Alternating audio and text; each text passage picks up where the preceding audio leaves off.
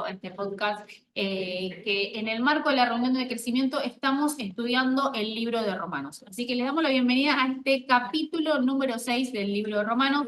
Acá con los presentes siempre decimos, los que tienen alguna duda o consulta, nos escriben o nos hablan. Y bueno, aquellos que están viendo este video, si tienen dudas o consultas, saben de que pueden enviarnos algún mensaje. Y bueno, exactamente. Bueno, comenzamos entonces con Romanos capítulo 6.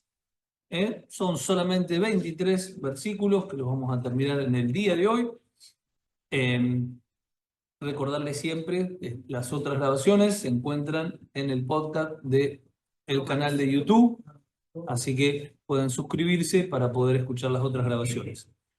La versión NBI vamos a estar leyendo Romanos 6, versículo 1 dice: ¿qué concluiremos? ¿Vamos a persistir en el pecado para que la gracia abunde? De ninguna manera. Nosotros que hemos muerto al pecado, ¿cómo podemos seguir viviendo en él? Comienza con esta pregunta, una pregunta media retórica, como decir, bueno, ¿qué concluimos? ¿Por qué qué concluimos? Porque recordemos que en el capítulo anterior habíamos hablado, ahí en Romanos 5:20, que cuando intervino en cuanto a la ley, que intervino y aumentó el pecado, la gracia sobreabundó, ¿no? Textual, Romanos 5:20 dice: en cuanto a la ley, esta intervino para que aumentara el pecado, pero donde abundó el pecado, sobreabundó la gracia. Eso es, en un marco general, el tema que habíamos dejado en Romanos 5. Ahora dice, ¿qué vamos a concluir entonces? ¿Vamos a persistir en el pecado porque la gracia, para que la gracia abunde? Y mismo se contesta, no, de ninguna manera. Dice, nosotros que hemos muerto al pecado, ¿cómo podemos seguir viviendo en él? Y esta expresión, hemos muerto al pecado, es algo que puede generar un poquito de confusión. ¿Por qué? ¿Hemos muerto al pecado? ¿Realmente significa que el pecado murió cuando nosotros aceptamos a Cristo? No, definitivamente no. Acá habla justamente de una vinculación y una influencia del pecado. Antes éramos esclavos del pecado. Una vez que estamos en Cristo, ya no somos esclavos del pecado. Es completamente distinto. Hay una versión que por ahí lo aclara un poquito más. La versión Dios habla hoy dice, claro que no. Todavía habla en el versículo 2, ¿no? Nosotros ya hemos muerto respecto al pecado. ¿Cómo pues vamos a seguir viviendo en él, ¿no? Hemos muerto respecto al pecado, ¿no? Es importante entender que la palabra muerte significa separación.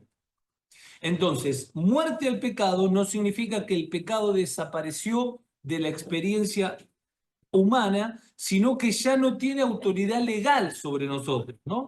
Antes el pecado era nuestro amo, Cristo separó esa influencia que había sobre nosotros, ahora somos nosotros esclavos voluntarios de Cristo, ¿no? Pero el pecado, lógicamente, sigue teniendo su influencia si nosotros lo permitimos, ¿no?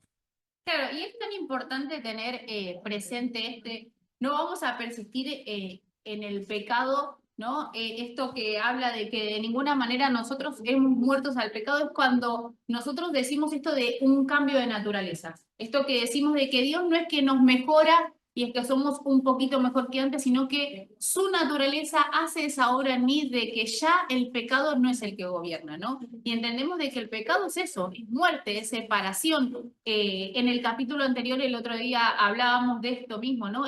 Aquella situación del Edén, cuando entró el pecado en el hombre, ¿no? En toda la humanidad, entró la muerte.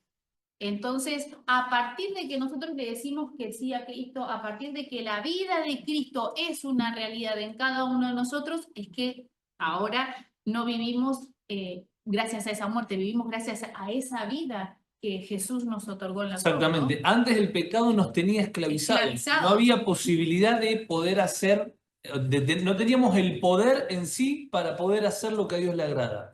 Ahora el pecado está en nosotros, pero no nos tiene esclavizado. Depende de nosotros si le damos lugar o no le damos lugar. Por eso todo este capítulo de Romanos nos va a ir llevando a poder pararnos desde esta realidad de que Cristo está muerto en nosotros. Romanos capítulo 6. Sí, Romanos capítulo 6. Sí, estamos ahora exactamente. Versículo 3 de Romanos, Romanos 6, versículo 3 dice, ¿acaso no saben ustedes que todos los que fuimos bautizados para unirnos con Cristo Jesús, en realidad fuimos bautizados para participar en su muerte? Es decir, ¿no saben ustedes cuando se bautizaron, en realidad lo que estuvieron haciendo es participando en la muerte de Cristo? Versículo 4. Por tanto, mediante el bautismo, fuimos sepultados con Él, con Cristo, en su muerte. De modo que, si como Cristo resucitó por el glorioso poder del Padre, también nosotros andemos en una nueva vida. ¿No? Qué interesante esto.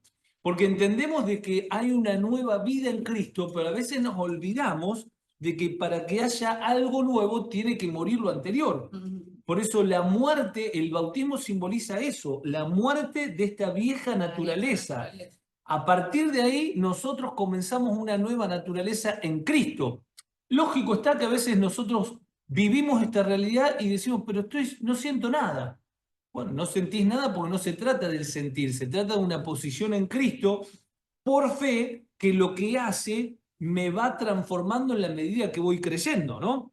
Aceptar a Cristo es aceptar una nueva vida. Y cuando aceptamos una nueva vida, es necesario que que la vida anterior ya no ejerza, ya no viva, ¿no? Ya no tenga gobierno sobre nosotros, ¿no? Ahora no vivimos para satisfacer nuestros propios deseos, sino que es Cristo el que tiene que manifestarse en nosotros. El bautismo es solo una manifestación externa de lo que está pasando internamente en nosotros.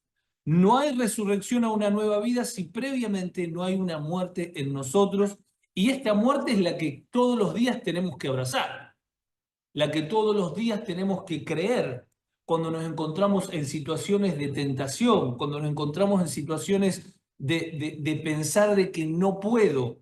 Si yo me paro en esta realidad que con Cristo ya estoy crucificado, que Cristo, que esta vieja naturaleza murió y que tengo el poder en mí para poder sobrepasar esas cuestiones que estoy viviendo, automáticamente el poder va a actuar en nosotros, ¿no?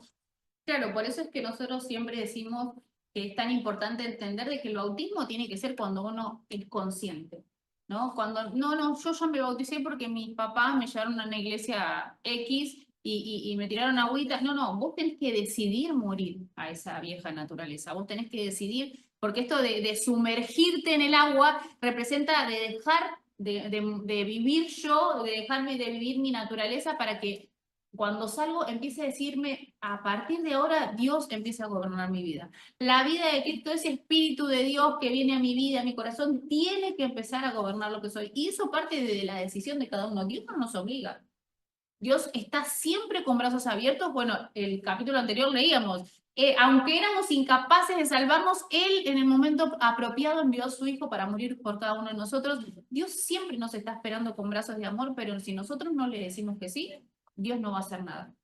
Entonces es tan importante entender que el bautismo es ese acto externo en el que yo digo, muero y no me avergüenzo, no me da vergüenza enfrente de la comunidad de fe a la que pertenezcas, ¿no? No me da vergüenza sumergirme en el agua y decir, soy un hijo de Dios, quiero nacer a esta nueva vida, ¿no? Y es tan importante entender de que así como nosotros hacemos ese acto externo, tiene que ser una realidad en nosotros y de morir todos los días a nuestros deseos. Porque nuestra humanidad constantemente nos quiere jugar esa mala pasada, decir, no, bueno, yo total ya sé la Biblia, no, total yo ya voy y me congrego los fines de semana y me es suficiente. Y no es suficiente. La realidad es que la vida de Cristo es algo tan inmensamente grande y glorioso que nosotros con nuestro razonamiento no lo podemos comprender. Entonces todos los días debemos rendirnos a Él, todos los días debemos procurar andar en esa nueva vida y que Él sea el que gobierne.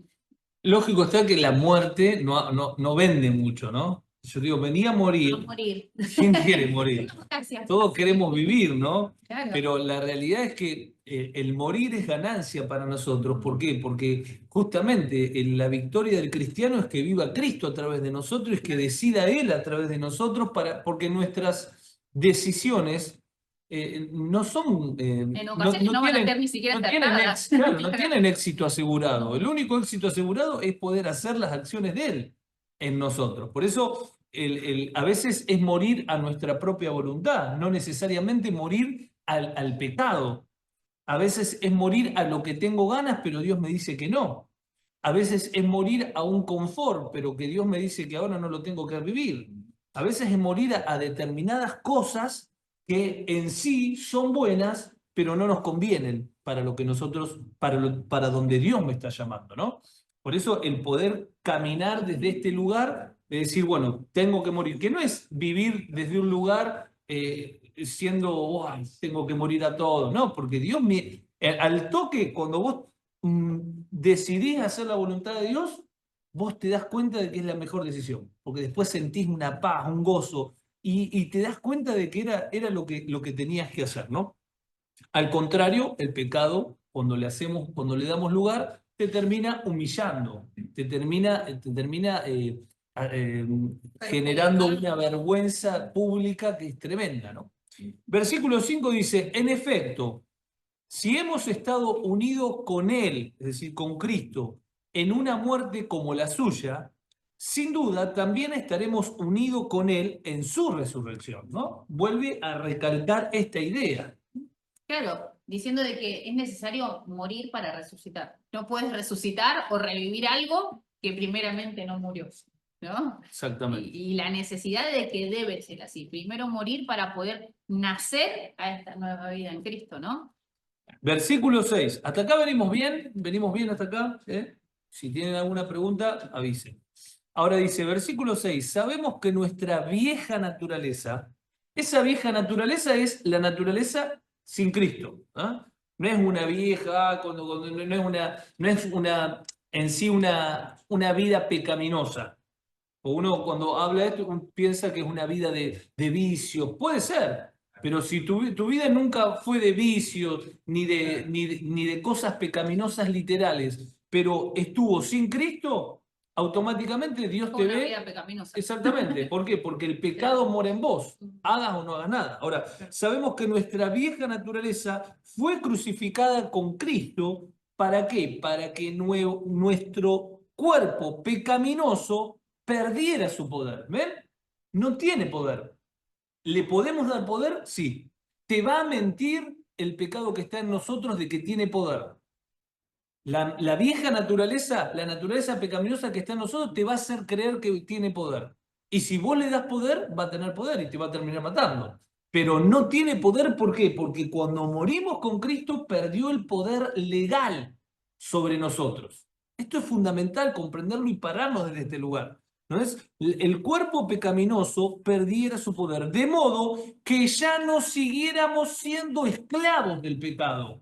Es decir, la realidad de estar en Cristo hoy nos hace vivir desde una libertad plena al no ser ya esclavos del pecado. Cuando hablamos del pecado no hablamos de los pecados, como ya expliqué varias veces, hablamos del pecado que es la naturaleza pecaminosa que todos nacemos, ¿eh? La máquina de hacer pecados. Dice, porque el que muere queda liberado del pecado. Es decir, vos tenías una vida que estaba influenciada por el pecado, bueno, se murió. Y el pecado y se murió también, porque se murió todo. A ver, vos tenés una enfermedad en tu cuerpo, pero si vos te morís, ¿qué pasa con esa enfermedad? Se muere. Esa enfermedad que está en tu cuerpo está viva mientras vos estás vivo. Pero cuando vos estás muerto, esa enfermedad ya no puede alimentarse de la vida y automáticamente muere. Lo mismo pasa con el pecado. El pecado murió cuando nosotros morimos con Cristo. El problema es que tenemos nosotros el poder para resucitarlo. Tenemos el poder para darle poder, ¿eh? Y así Él nos termina engañando. Ya lo vamos a ir leyendo en los próximos versículos que siguen. Claro, es esta necesidad de saber de que ese pecado no tiene que gobernar, tiene que morir, ¿no? Y muere cuando yo rindo mi voluntad a la de Dios, rindo mi voluntad a la que Cristo sea el que gobierne mi vida, ¿no? Y bueno, la otra vez hablábamos un poquito de que el libro de Gálatas tiene como muchas similitudes con el de Romanos, por eso quería compartirles Gálatas capítulo 5, Gálatas capítulo 5, versículo 24 al 26, que reafirma esta idea de que la necesidad de morir a nuestra naturaleza y que gobierne la naturaleza de Dios mismo por medio de su Espíritu en cada uno de nosotros, ¿no? Que lo vivimos gracias a la cruz, ¿no? Y entonces Gálatas capítulo 5, del 24 al 26, voy a leer en NBI, dice, los que son de Cristo Jesús han crucificado la carne con sus pasiones y sus deseos. Es decir, con todo lo que conlleva, han muerto, ¿no? Han sido crucificados. Y si el Espíritu nos da vida, andaremos guiados por el Espíritu. Es decir, yo muero, mi carne muere, y a partir de ahora el Espíritu de Dios es el que me da la vida para que continúe viviendo. Entonces, cuando recibo ese Espíritu para poder vivir, andaremos guiados por el Espíritu. Y dice, versículo 26, no dejemos que la vanidad nos lleve a provocarnos o a envidiarnos unos a otros, es decir, no empecemos a ver cómo esa vida empieza a hacer ese cambio en mí, tanto que me lo creo, ¿no? Y empiezo a menospreciar a los demás. Entender de que cuando el gobierno de la vida de Cristo empieza a gobernar la mía, entonces ya lo que soy yo, mi esencia como persona ya no cuenta. No, y porque mi papá me decía no sé qué, no cuenta. Y porque yo aprendí, no cuenta, porque empiezan a ser los pensamientos de Dios los que empiezan a guiar mis pensamientos. Entonces mis actitudes empiezan a ser diferentes, mi manera de obrar empieza a ser diferente, las decisiones que empiezo a tomar en todo, en lo espiritual, en lo emocional, en lo familiar, en lo laboral, porque es importante entender de que cuando morimos a nosotros, y empieza a gobernar la nueva vida de Cristo, todo cambia en mí, ¿no? Y es tan importante eso, entender de que los que mueren y son crucificados y sus pasiones son crucificadas, el espíritu que les da vida los empieza a gobernar y entonces andan guiados por el espíritu, ¿no? Bien. ¿Qué versículo sigue? ¿Por dónde vamos? A ver si se perdieron. Bien, en realidad lo leímos el 7, viene el 8, ¿no? El 7 ya lo leí, que es porque el que muere queda liberado del pecado. Versículo 8 dice, ahora bien, si hemos muerto con Cristo, confiamos en que también viviremos con Él. Es decir, bueno, está bien, la realidad esta de morir con Cristo, buenísimo, la entendí. Pero no queda ahí, queda también en vivir en la plenitud de esta vida abundante que tenemos en Cristo. Por eso está tan mal el hecho de no sabernos muertos como también no sabernos vivos. Por eso Cristo, dice la palabra, el enemigo vino a hurtar, matar y destruir, pero yo he venido para que tengan vida, pero vida en abundancia, no solamente vida. A ver, un cristiano que solamente se conforma con vivir una vida mediocre, una vida limitada, y no poder accesar a las profundidades del sentirnos, como dice la palabra, totalmente completos por estar en él, es un cristiano que no está viviendo el evangelio completo. Por eso dice, ahora bien, si hemos muerto con Cristo, confiamos en que también viviremos con Él. Pues sabemos que Cristo, por haber sido levantado de entre los muertos, ya no puede volver a morir. La muerte ya no tiene dominio sobre él, sobre Cristo. En cuanto a su muerte, versículo 10, en cuanto a su muerte, murió al pecado una vez y para siempre. En cuanto a su vida, vive para Dios. De la misma manera, esto es fundamental, esto que dice, de la misma manera, esa ilustración que acaba de explicar de Cristo, de la misma manera es para nosotros. Por eso dice, de la misma manera, versículo 11, también ustedes considérense muertos al pecado, pero vivos para Dios en Cristo Jesús. Y ese versículo yo les pido que lo resalten. Si tienen ahí para resaltar, resáltenlo, porque este es clave y fundamental, y es un principio medular de todo de este evangelio, podríamos decir, de Romanos, ¿no? Como suele llamarse el quinto evangelio. Claro, entonces considerarnos muertos al pecado, esto del considerarnos de la misma manera es identificarme con Cristo, ¿no? Es basar mi imagen a la imagen de Cristo, ¿no? Quien es el que murió, resucitó para que yo hoy pueda tener esta vida, ¿no? Esto que recién leíamos también de Gálatas. Entender de que esa nueva vida es lo que gobierna mi vida. Entonces, al considerarme muerto al pecado, me identifico con Cristo. Mi identidad no tiene nada que ver con la humanidad mía, sino con lo que es Cristo por medio de mí, ¿no? Al considerarme muerto es también verme separado del pecado, es decir, ya el pecado no es lo que está gobernando mi vida, ¿no? Entonces eso que antes gobernaba mi vida, mis malas acciones, mis malas decisiones, empiezan a ser ya a quedar obsoletas, porque lo que empieza a gobernar en mí es la vida de Cristo, ¿no? Es saber de que la resurrección también ineludiblemente es para mi vida. Así como muero a mis pasiones, empiezo a vivir guiado por el Espíritu, entonces ya transitamos con mi obediencia hacia Dios, al oír su voz, ¿no? Al ser gobernado por Él, a ser transformada o transformado, ¿no? A su imagen, con la conciencia de esta identidad como hijo, con la conciencia de esa vida en mí, ¿no? Y esa dependencia constante del Espíritu. Esto que yo siempre digo de entender de que uno tiene que ser constantemente dependiente de Dios, tiene que ser como niños en cuanto a la dependencia, no en cuanto a la ignorancia, entender de que todos estamos en crecimiento, todos a medida que vamos conociéndolo más, vamos conociendo de esta vida, vamos creciendo, vamos madurando, pero nunca dejar de ser como niños en cuanto a la dependencia, ¿no? Los niños son dependientes de sus padres, de su adulto mayor que tienen más cercano, son dependientes al 100% que si van a hacer, que no van a hacer, y así es como tenemos que tener esa dependencia de Dios constante en cada uno de nosotros, ¿no? Para que de esta misma manera, ¿no? Nos podamos considerar muertos al pecado y vivos para Dios por medio de Jesucristo, ¿no? ¿Cuál es la palabra clave del versículo 11? A ver, ¿quién me lo dice? ¿El versículo? El que leímos recién. El versículo 11. ¿Cuál es la palabra clave? Lo dije 40 veces. Es una palabra sola. A ver, ¿quién adivina? La dije 20 veces, chicos. Ya la dijo un montón de veces.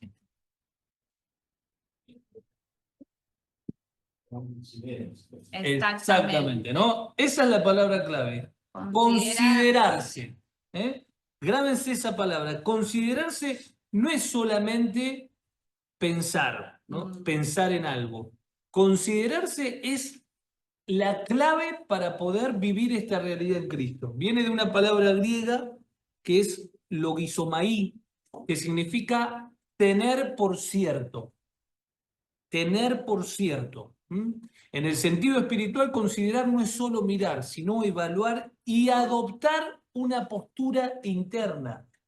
Adoptar una postura interna es hacer un cálculo consciente de la realidad espiritual y vivir en base a ella.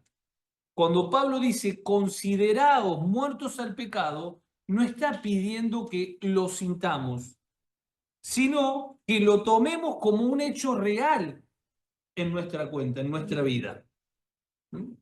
Es decir, pensar profundamente, no superficial. Tomar en cuenta como cierto, aunque no lo sienta. Adoptar una conclusión que afecta mi manera de actuar. Me paro en la vida desde esta realidad, desde la realidad de considerarme muerto al pecado. En cada situación, yo me considero que eso es ni más ni menos que vivir en fe. Porque es cuando vos te considerás desde un lugar, y desde esa realidad, vos lo que estás haciendo es aplicando tu fe a eso que vos estás creyendo. Entonces, me considero muerto al pecado, me considero muerto al pecado y vivo para Dios en Cristo Jesús. Es fundamental esa realidad. Lo voy a hablar de vuelta del versículo 11 que dice, de la misma manera, también ustedes considérense muertos al pecado, pero vivos para Dios en Cristo Jesús. Y de la misma manera, ¿por qué? Porque es lo que hizo Cristo. Él nos dejó ejemplo para que nosotros podamos hacer lo mismo. Versículo 12 dice, por lo tanto, ¿qué sigue diciendo? ¿Cuál es la próxima palabra? Bien fuerte, díganla. ¿Tienen la Biblia ahí? No. A ver, vamos de vuelta. Por lo tanto, versículo 12, por lo tanto, ¿qué? No permitan, díganlo ahí con confianza, ¿no? Por lo tanto, no permitan. Es decir, ¿quién es el que tiene la llave de la puerta? ¿Quién es el que maneja la puerta para dejar entrar o no dejar entrar? Somos nosotros. Por eso dice, por lo tanto, no permitan ustedes que el pecado reine en su cuerpo mortal, ni obedezcan a sus malos deseos. Pero no dijo que estaba muerto. Claro, está muerto, esa es la realidad. Pero vos podés permitir que no solamente te interfiera, hasta puede reinar en vos, aunque está muerto, le abrís la puerta y te terminó destruyendo, ¿no? No permitir, somos nosotros los que no tenemos que permitir, ¿no? El pecado va a intentar tomar gobierno de nosotros, va a intentar convencernos de hacer lo que Él quiere, no lo que Dios quiere. El pecado no razona, solo sigue sus propios impulsos y va a tratar de destruirnos. No tiene poder, pero nosotros se lo podemos dar. Sigue diciendo, no obedezcan a sus malos deseos, ¿eh? Dando a entender como que tiene autonomía propia el pecado. Fíjense, el versículo 12 de vuelta. Por lo tanto, no permitan ustedes que el pecado reine en su cuerpo mortal, ni obedezcan a sus malos deseos. Qué tremendo, ¿no? Qué tremendo esta expresión. Por eso, Santiago, quiero hacer un paralelo acá con Santiago, el capítulo 1, versículo 13 al 15, voy a leer la versión Dios habla hoy. Dice así, Santiago 1, 13 al 15, dice, cuando alguno se sienta tentado a hacer lo malo, cuando uno se sienta tentado a hacer lo malo, ¿de dónde viene esa tentación? Viene del pecado, ¿no? Cuando alguno se sienta tentado a hacer lo malo, no piense que es tentado por Dios, porque Dios ni siente la tentación de hacer lo malo, ni tienta a nadie para que lo haga. Esta es la realidad de Dios, ¿no? Al contrario, uno es tentado por sus propios malos deseos, el pecado, que lo atraen y lo seducen. Miren cómo obra, ¿no? Lo atraen, lo seducen, ¿eh? Lo van convenciendo. De estos, versículo 15, de estos malos deseos nace el pecado. Y del pecado, cuando llega a su completo desarrollo, nace la muerte. ¿Eh? Qué tremendo, la versión Dios habla hoy me encantó, ¿no? Que dice, Santiago 1, del 13 al 15. Fíjense el proceso. No puedo quedarme acá para terminar Romanos, pero está buenísimo para poder hacer un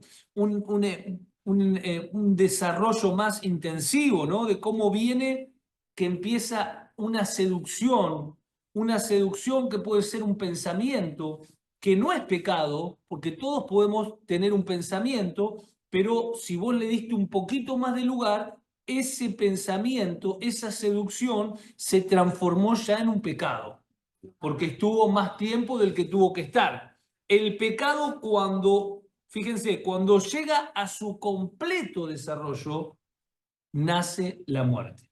¿Por qué? Porque el objetivo del pecado siempre es matar algo.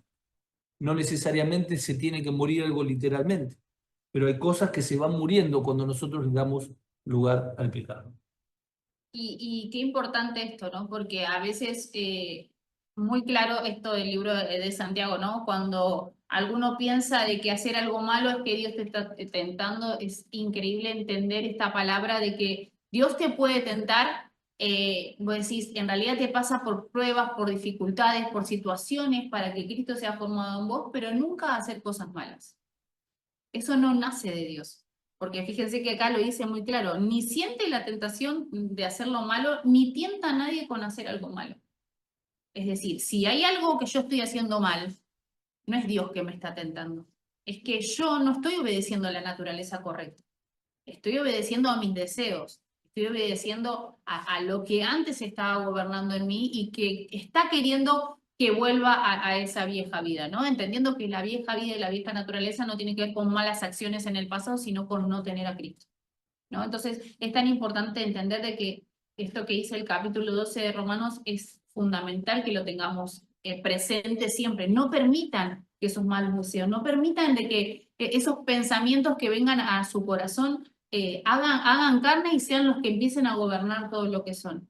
Tenemos que tener una dependencia 100% de Dios, pero es todos los días. Es todos los días, es todos los días rendir mi voluntad y mis deseos para que Dios sea el que gobierne, ¿no? Y ahí donde está nuestra responsabilidad de pedirle al Espíritu Santo que nos revele y nos muestre qué es pecado. Porque a veces pensamos que el pecado es, ¿qué dice la palabra? El que sabe hacer lo bueno y no lo hace, le es contado como pecado. Es decir, a veces el pecado es no hablar y aislarte. A veces el pecado es no intervenir en algo para ser un pacifista en alguna situación. A veces el pecado es decir, este no es problema mío, yo ni me meto. Es decir, el pecado, por eso es tan importante que uno le pida al Espíritu Santo, ¿qué es para vos lo que tengo que cambiar? Porque Él es el único que puede establecer qué es pecado o qué no es pecado. A ver, prender el televisor no es pecado, pero si yo le digo a mi hija, no prendas el televisor y ella lo prende, le es pecado. ¿Por qué? Porque me desobedeció. No porque el televisor sea en sí un pecado. Malo, sino la actitud. Y así puede ser en todos los órdenes de la vida. Por eso el que sabe hacer lo bueno y no lo hace, él es pecado, es decir, para todos es algo diferente. Versículo 13. 13. Dice, no ofrezcan los miembros de su cuerpo al pecado como instrumento de justicia. De injusticia. Al contrario, los miembros, ¿a qué se refieren los miembros? La mano, los ojos, ¿no? No ofrezcan los miembros de su cuerpo el pecado como instrumentos de injusticia. Al contrario, ofrézcanse más bien a Dios como quienes han vuelto de la muerte a la vida. Es decir, con ese corazón agradecido, con ese reconocimiento de que no éramos nada, como cantábamos hoy al principio, ¿no? Como aquellos que han vuelto de la muerte a la vida, presentando los miembros de su cuerpo como instrumentos de justicia. Así el pecado no tendrá dominio sobre ustedes, porque ya no están bajo la ley, sino bajo la gracia. Qué interesante esto, porque saben que por regla general, nosotros cuando hacemos algo malo, nos humillamos delante de Dios y Dios, gracias por tu amor, gracias por esto. Y después, si nosotros tenemos semanas donde a nuestro parecer estamos haciendo las cosas bien, es como que ya no necesitamos tanto de su gracia, tanto de su amor, tanto de su compasión. Y nosotros, sea que hagamos todo perfecto, tenemos que vivir con este entendimiento de que es por su gracia, que no hay absolutamente nada que nos dé a nosotros nos posicione para poder estar delante de Dios. Todo es por gracia. Ahora es interesante porque dice los miembros, ¿no? Es decir, ¿a través de qué expresamos la vida de Dios? ¿A través de qué? Uno dice, es la persona más espiritual del mundo, pero si vive encerrado en un baño y no se mueve y no interactúa con nadie y no habla, es decir, ¿a través de qué impartimos la vida de Cristo que está en nosotros hacia otros? ¿A través de qué realizamos nuestra función de ser colaboradores, de ser embajadores, de ser sacerdotes de Dios? A través de los miembros, a través de nuestro cuerpo. Por eso nos lleva a este entendimiento. A ver, que esto que estamos aprendiendo, que esto que estamos entendiendo, lo podamos aplicar ¿en qué? En que todo nuestro cuerpo sea justamente el que esté dando gloria a Dios. Que todo nuestro cuerpo sea el que esté dando gloria a Dios. Claro, porque no podemos decir amar a Dios y estar hablando mal de otros, tratar mal a la gente, no sé, faltando el respeto, no sé, voy a las 4 de la tarde, llegabas a las 5:30, no te importó el tiempo del otro, no respetaste su persona, y en realidad es parte tuyo, o sea, si vos decís amar a Dios, tenés que ser ese representante de Dios. ¿Y con qué lo somos? Con este cuerpo. Cuando lo cuidamos, cuando lo alimentamos bien, cuando descansamos las horas que tenemos que descansar, cuando hacemos lo que tenemos que hacer, cuando estamos siendo generosos con el otro, es tan importante entender que esas pequeñas acciones son las que demuestran si es la vida de Cristo la que está gobernándote o no. Exactamente. Y quiero tocar solamente un miembro del cuerpo, porque esto lo podemos llevar a todos los miembros, ¿no? A ver, Sí, en la sí. alimentación, en la gimnasia, en el descanso, en todo. Pero hay un miembro que vuelvo a Santiago, hoy estamos con Santiago, que es pequeño, que es tan pequeño, que parece tan inofensivo, pero que es una llama que prende un bosque y no lo apaga nadie. ¿Cuál es el miembro ese?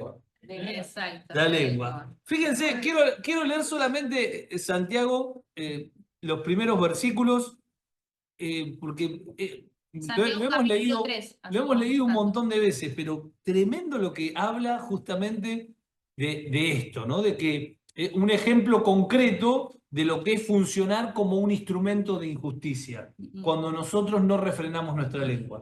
Cuando nosotros no refrenamos nuestra lengua, estamos colaborando con el mismo infierno, Claro. aunque no nos demos cuenta. Fíjense lo que dice acá Santiago, capítulo 3, a partir del versículo 1, dice: Hermanos míos, no pretendan muchos de ustedes ser maestros, pues, como saben, seremos juzgados con más severidad. Es decir, guarda, porque a veces con nuestra lengua queremos enseñarle a todo el mundo. Si Dios no te llamó a enseñar, si Dios no te llamó a ser maestro, quédate en el molde, ¿no? Ahora dice, versículo 2, todos fallamos mucho. Si alguien nunca falla en lo que dice, es decir, a través de su lengua, es una persona perfecta, capaz también de dominar todo su cuerpo. Es decir, si vos dominás tu lengua y aprendés a dominar tu lengua, automáticamente vas a aprender a dominar todo tu cuerpo. Ahora, sigue diciendo versículo 3, cuando ponemos freno en la boca de los caballos para que nos obedezcan, podemos controlar todo el animal. Acá vemos el ejemplo. Fíjense también en los barcos. A pesar de ser tan grandes y ser impulsados por fuertes vientos, se controlan por un pequeño timón a voluntad del piloto. Versículo 5, así también la lengua es un miembro muy pequeño del cuerpo, pero hace alarde de grandes hazañas. Imagínense qué gran bosque se incendia con tan pequeña chispa. También la lengua es un fuego. Un mundo de maldad entre nuestros órganos. Un mundo de maldad entre nuestros órganos que contamina todo el cuerpo y encendida por el infierno. Fíjense este detalle. Encendida por el infierno, prende fuego a todo el curso de la vida. El ser humano sabe domar y en efecto ha domado todas clases de fieras, de aves, reptiles, bestias, marinas, pero nadie puede domar la lengua. Es un mal irrefrenable, lleno de veneno mortal, porque con la lengua bendecimos a nuestro Dios y Padre y con ella misma maldecimos a las personas de nuestro alrededor, creadas a imagen de Dios. De una misma boca salen bendición y maldición. Hermanos míos, esto no debe ser así. Pues ¿acaso puede brotar de una misma fuente agua dulce y agua amarga? Hermanos míos, ¿acaso puede dar aceitunas una higuera o higos una vid? Pues tampoco una fuente de agua amarga puede dar agua dulce. Qué tremendo, qué tremenda palabra, qué tremenda es para leerla y volver a leerla. Hay muchas cosas acá adentro, pero que podamos ser sabios en justamente este entendimiento que nos está llevando la palabra. A partir de acá, yo le puse un título que es a partir del versículo 15 de Romanos, volvemos a Romanos 6, dice, Capítulo 6. capítulo 6, versículo 15, yo le puse como título, ¿esclavos del pecado o de la obediencia? Podemos ser esclavos del pecado o de la obediencia. Y dice, ¿querés leer? Versículo 15. Entonces, ¿qué? ¿Vamos a pecar porque no estamos ya bajo la ley, sino bajo la gracia? Nuevamente esta pregunta. De ninguna manera.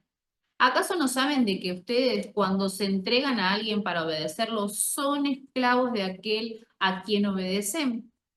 Claro que lo son, ya sea del pecado que lleva a la muerte o de la obediencia que lleva a la justicia, ¿no? Por eso ese título de esclavos del pecado o de la obediencia. De una manera u otra, vamos a ser esclavos de lo que estamos haciendo, ¿no? Esto de entender de que nuestra oración, nuestro pensamiento, nuestro sustento siempre tiene que ser Cristo. No existe ser hijo de Dios y seguir llevando esa vida atada a mis deseos, ¿no? Seguir llevando que el mundo, el sistema, me siga absorbiendo mi vida, mis decisiones, porque dice, ¿y entonces qué? ¿Vamos a estar pecando?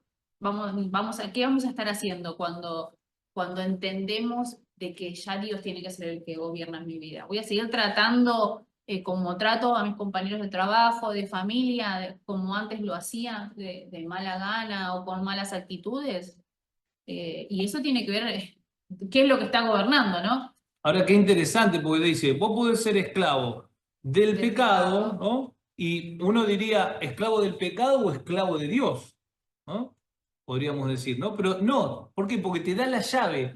Te dice, vos podés ser esclavo del pecado, que te va a tratar de engañar, que te va a tratar de inducir, o podés ser esclavo de qué? De la obediencia. ¿Por qué? Porque Dios se va a manifestar a través de una palabra para que obedezcas y no tengas que ser víctima del pecado. Claro. Entonces nosotros no somos esclavos de un Dios místico, ay, que me va a llevar y que va a hacer que desaparezca la tentación. No, vos tenés que ser esclavo de la obediencia. Estoy en esta situación y obedezco a esa voz interna que no quiero, pero me la está hablando y automáticamente me aferro a eso y hago lo que Dios quiere hacer. Qué tremendo, ¿no? ¿Esclavo del pecado o esclavo de obedecer? La obediencia, que es Cristo, ¿no? Hablando de nosotros. Ahora dice versículo 17, 17. pero gracias a Dios que aunque antes eran esclavos del pecado, ya se han sometido de corazón a la enseñanza que les fue transmitida. En efecto, habiendo sido liberados del pecado, ahora son ustedes esclavos de la justicia, ¿no? Y acá hice énfasis a esta palabra, ¿no? De corazón. Se han sometido de corazón a la enseñanza, ¿no?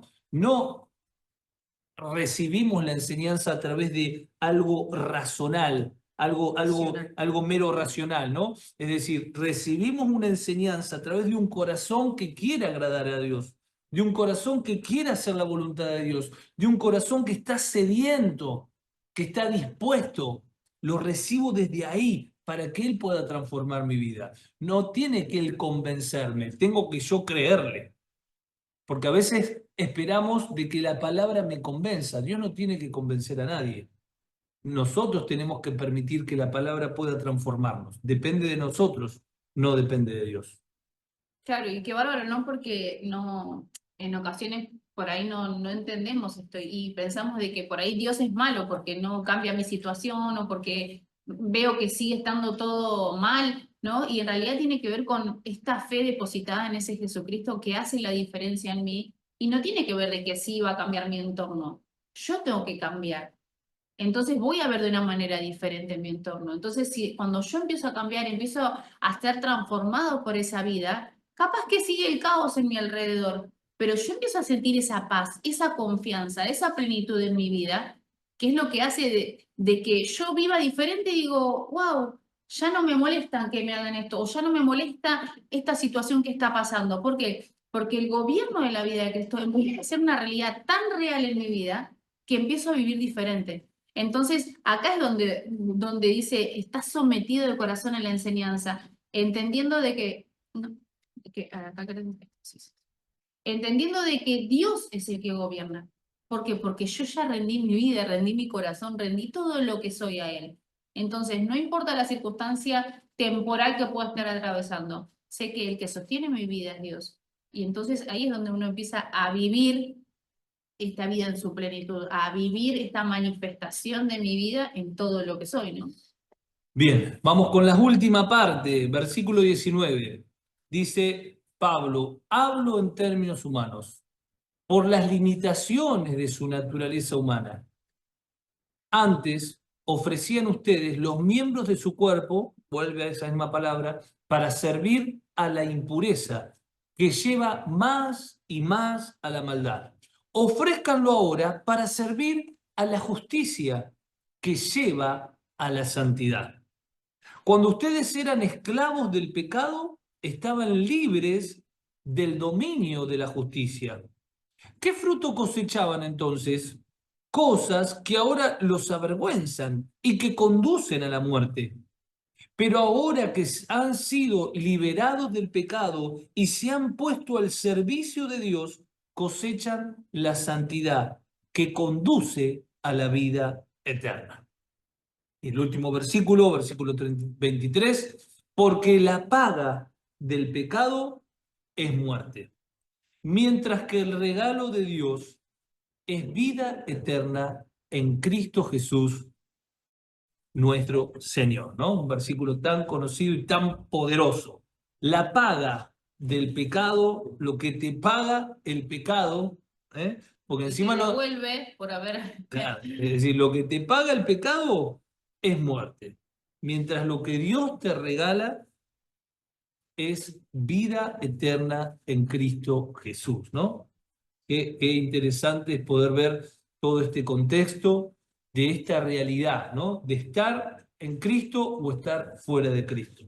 De estar rendido a su causa y abrazar su causa para que realmente podamos ir hacia esa vida de santidad que, como lo hemos enseñado, es una vida en estar separados, estar en la posición de hijos.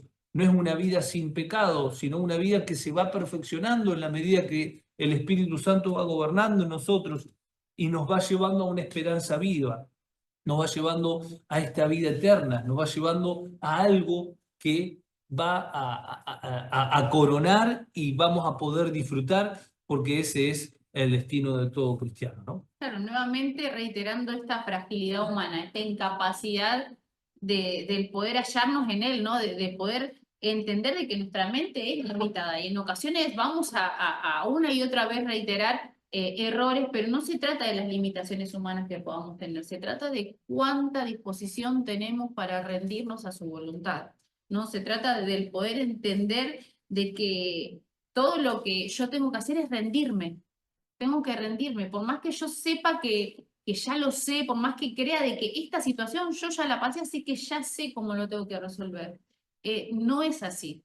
Es rendirme a la voluntad de Él, es rendirme al gobierno de su vida, entendiendo de que la única manera de que yo pueda obrar por medio de su vida o obrar por medio de la guía de su espíritu es cuando me rindo, es cuando acepto de que no puedo. Es cuando digo, no, ya esta situación no la puedo gobernar yo, necesito el gobierno de su espíritu. Entonces ahí es donde uno va a poder vivenciar esta gracia, poder vivenciar esto que estábamos viendo de que solo Dios es el que puede hacer la transformación en nuestra vida.